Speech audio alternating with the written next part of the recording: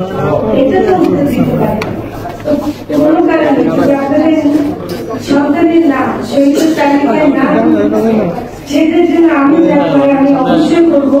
কারণ আপনার সন্তানের রক্ত এই পরিবর্তন, এই যে নতুন বাংলাদেশ পেয়েছি আমরা, সেই নতুন বাংলাদেশে আপনার সন্তানের রক্ত জড়িয়ে আছে। আমরা প্রায় 1500 শহীদের কথা জানতে পেরেছি। এখনো অনেকে আইসিইউতে আছে যারা আহত তালিকায় ছিল, অনেক আহত আইসিইউতে এখনো কিন্তু মারা যাচ্ছে, একের পর এক তারা লাশ করছে, তারা আহত থেকে শরীরে পরিণত হচ্ছে। এটা কিন্তু আমরা মনে করি যে এই তালিকা যে বাড়ছে এটা কিন্তু অত্যন্ত দুঃখজনক।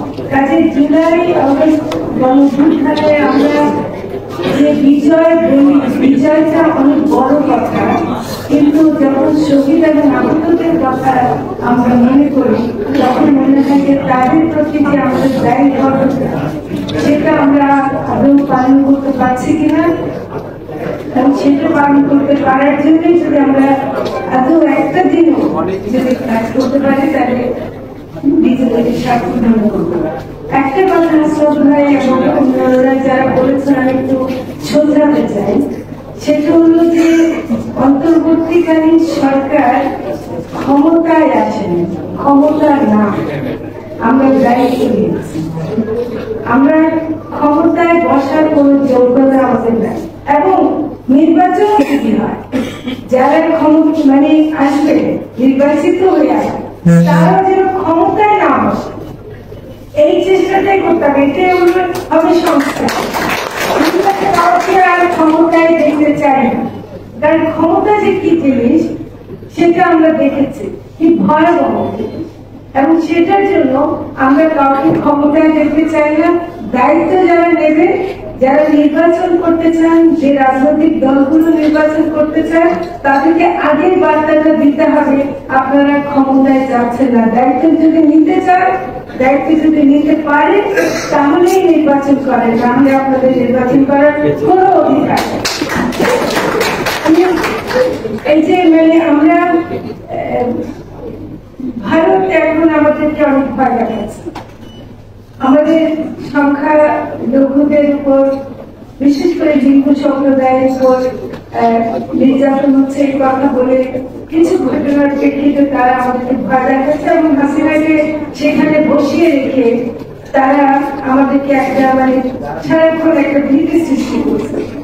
আপনারা ভয় পাবেন না দয়া করে।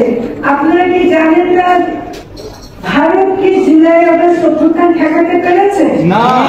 হাসিনাকে এখান থেকে পালানো থেকে তারা আশ্রয় দিয়েছে বড়জোর, কিন্তু এখানে রাখতে কি পেরেছে? তাহলে ভারতকে আমরা ভয় পাবো কিসের জন্য?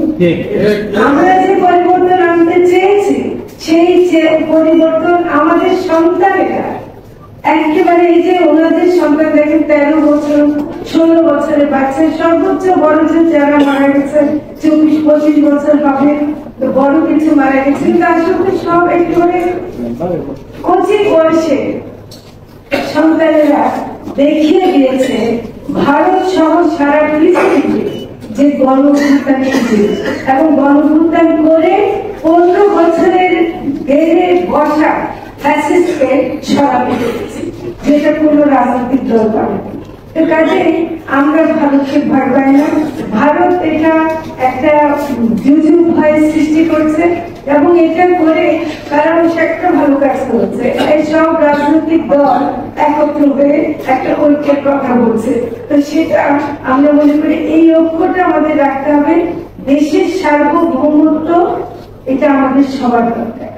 দেশের সার্বভৌমত্ব রক্ষা করা শুধু সেনাবাহিনীর কাজ না, আমাদের প্রত্যেকের দায়িত্ব আমরা দেশের সার্বভৌমত্ব রক্ষা করব। তো কাজে আমি মোটো ভীত না, বা আমাদের নিয়ে কি হয়ে যাচ্ছে আমি মনে করি না। হাসিনা যদি দেশে আসে তাহলে তার বিচারের জন্য আনবো। হাসিনার বিচার করতেই হবে। এত মৃত্যু শুধু জুলাই আগস্টে ঘটেনি, গত 15 বছরে কত মানুষকে গুম করেছে, খুন করেছে, যখন তখন ধরে নিয়ে গেছে, মেরেছে। আমরা